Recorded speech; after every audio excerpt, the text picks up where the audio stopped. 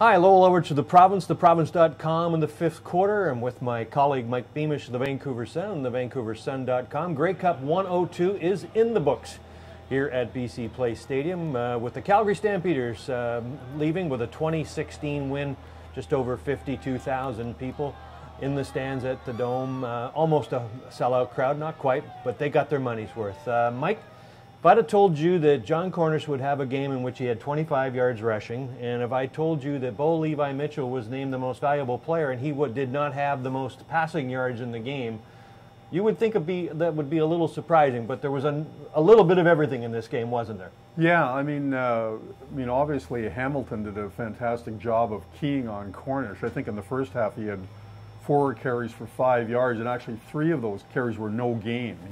And then, as you mentioned, he finished with 25 yards on 9 carries. So he was really almost a non-factor in the game. And it was an unusual game because Calgary dominated the first half. I mean, they led 17-0 at one point and only got 3 points in the second half. And actually, a lot of us in the media were writing stories about Bo Levi Mitchell and his elite quarterbacking. And he was named, as you mentioned, the MVP of the game, but really he had a fantastic first half with 220 yards.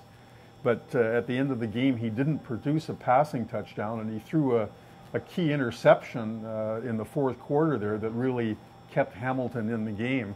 So even though he was the MVP of the game, his game was really a game of two halves. Zach Collaros, of course, led the comeback, if you want to call it that, for the Ticats. Collaros finishing 25 for 33, 342 yards. He had the better numbers on the day.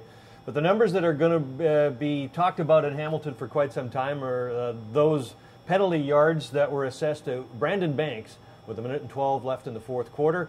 Banks runs a punt return back 90 yards for an apparent touchdown, called once again for an illegal block by Taylor Reed, a special teams player on the Ticats. That will be a play that I'm sure that people in Hamilton will be talking about for a long time. And Mike, I think people will be talking about that play for another reason. I think in my view, I don't know what you think, but I think plays like that, the special teams hold block in the back kind of wrapped up or summarized the whole season. What did you think?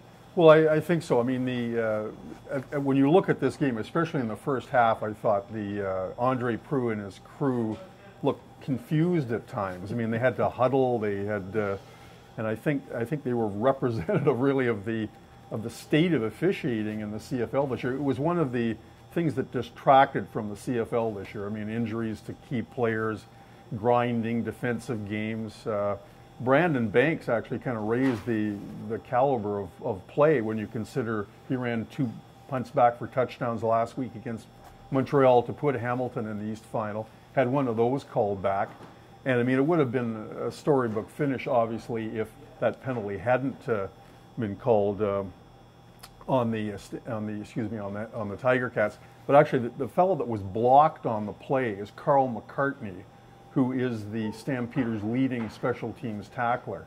So he was obviously a key guy to take out on that play, and I think Kent Austin was very upset. He's been upset with the officiating all year long, and I think that just gave him more cause.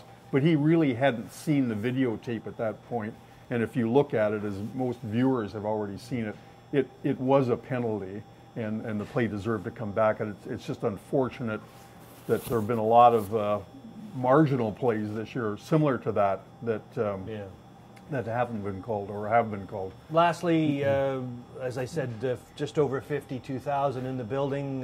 What did you? I mean, Vancouver's performance, if you will, at Grey Cup week. I mean, second in 4 years. A lot of people talking about buyer fatigue, but in the end, you know what?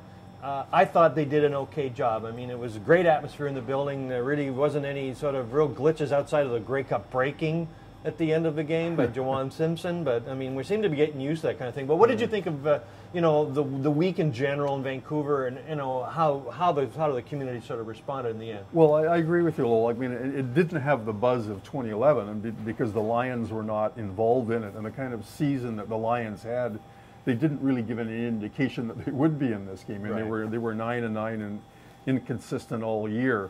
So that puts the organizers at a disadvantage. But I thought the game I mean, it started very, very slowly. In fact, I said something like Hannibal's elephants were moving at a faster pace going over the Alps in the beginning of this game. But I thought the game warmed up, and in the end it was a very exciting game. And I think, as you mentioned, I think it was a well-organized event.